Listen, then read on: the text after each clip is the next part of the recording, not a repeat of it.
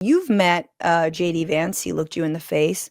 But so did Il Papa, the Pope, Pope Francis, who soon after this encounter, which was incredibly awkward, so awkward that I can't even play the video because it's so unremarkably boring and nothing interesting was said. But just a day, hours after this meeting in which hands touched, Pope Francis died. We are all asking, I think, obvious questions.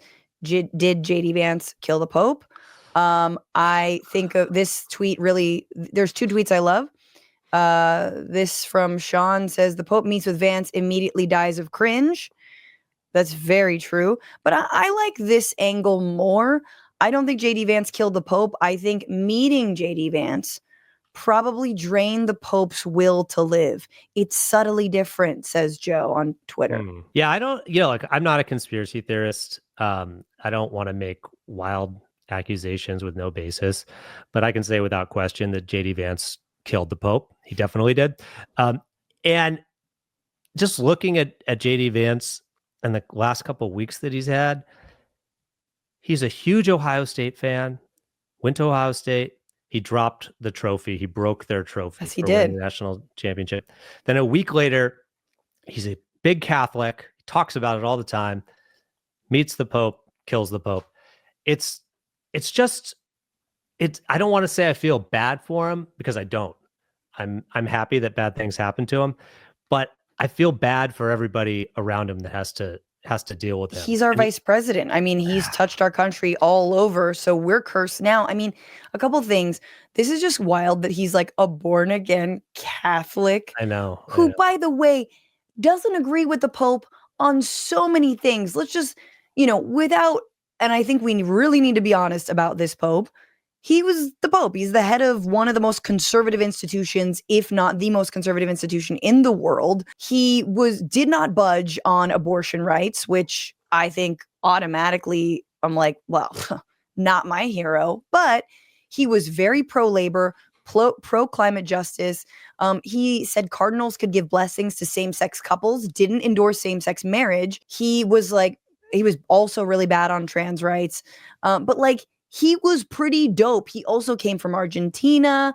Very cool. Like one of the first popes from, any global South country, maybe ever. I don't know however many hundreds of years you have to go back. So they just didn't agree on anything. I guess what I was trying to say is this for me is if my child were to meet Mickey Mouse and then Mickey Mouse died. That's the level of I love you. Oh, now you got to go. Imagine killing the emblem, the mascot of childhood, the mascot of Christianity and Catholicism. I know. He's going in there and he's like, I'm so excited. This is kind of making it all worthwhile. All the jokes, everything, everyone is always so mean to me, but now I get to meet the Pope, and then he just drops dead right afterwards. I hope people, I don't know how you feel about this, but since we're talking about JD Vance, I don't know, during the election, when the couch thing happened, yeah, I was like, I was like, a day is fine for these jokes, and then I was like, are we still talking about this couch thing? Because it's clearly made up. It's a joke, and what can we just move on from this? Now I think we can actually stay with the kill the Pope thing, because I think that it's true. It's actually true. Right. It's not just based on sort of a meme. Although I do wonder if the Pope would have condoned human furniture relations. If he was that progressive. I think there is something in the Bible about spilling your seed. You're not supposed to do that. You're supposed to give 13 turtle doves to a priest if you do that.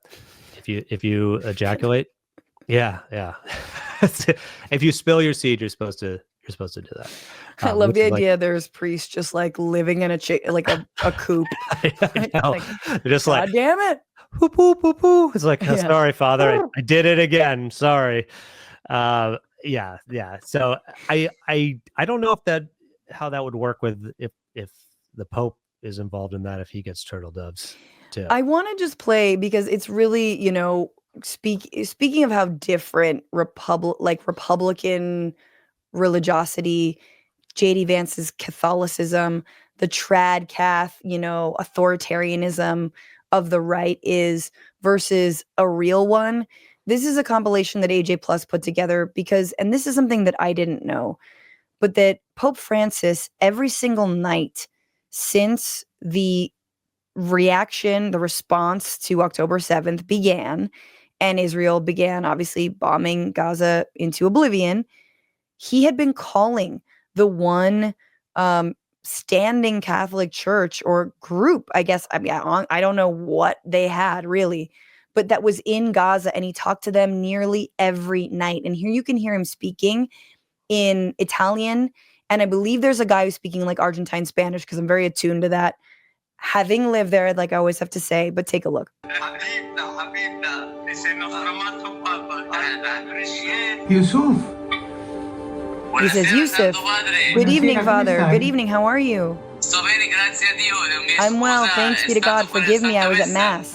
Quella messa. Oh, Mass. E dimmi, cosa avete mangiato oggi? What do you eat today? Chicken wings. The rest of the chicken from yesterday, the chicken that was left over. The Pope began his nightly calls to the Holy Family parish in Gaza on October 9th, 2023.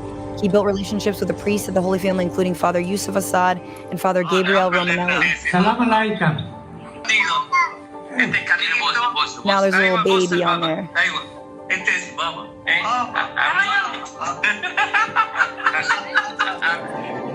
Pope Francis kept in contact with Gaza's church even as his health declined, calling, texting, and video chatting them from the hospital.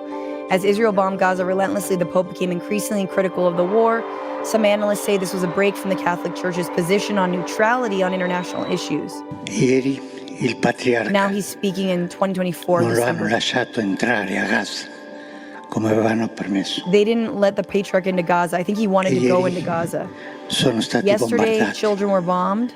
Bambini. Questo è crudeltà. This is Questo cruelty. non è guerra. This is not a war. Voglio dirlo perché tocca al cuore. Tocca al cuore. I wanted to say this because it touches the heart. He repeatedly calls for a ceasefire and increased aid. He suggested Israel's attacks were immoral and disproportionate. He then draws a comparison between Ukraine and Palestine. Pope Francis also called for an investigation into genocide. And in fact, he used one of his very last speeches right before he died, his Easter speech, to call for a ceasefire in Gaza. I mean, obviously, we should not, these popes are only going to be so progressive as, sort of as it goes. But my God, he really stood for something. And it sucks. I kind of got over it. Like, I'm not religious, but like a few weeks ago, I was feeling really down. I think too much news. And I was like, if the Pope dies right now, I'm going to feel real sad. I'm still sad, but I'm also like, you just met the devil. It's fine. Like I think you died of cringe. You lost the will to live after meeting JD Vance. You don't need to see what's about to come next.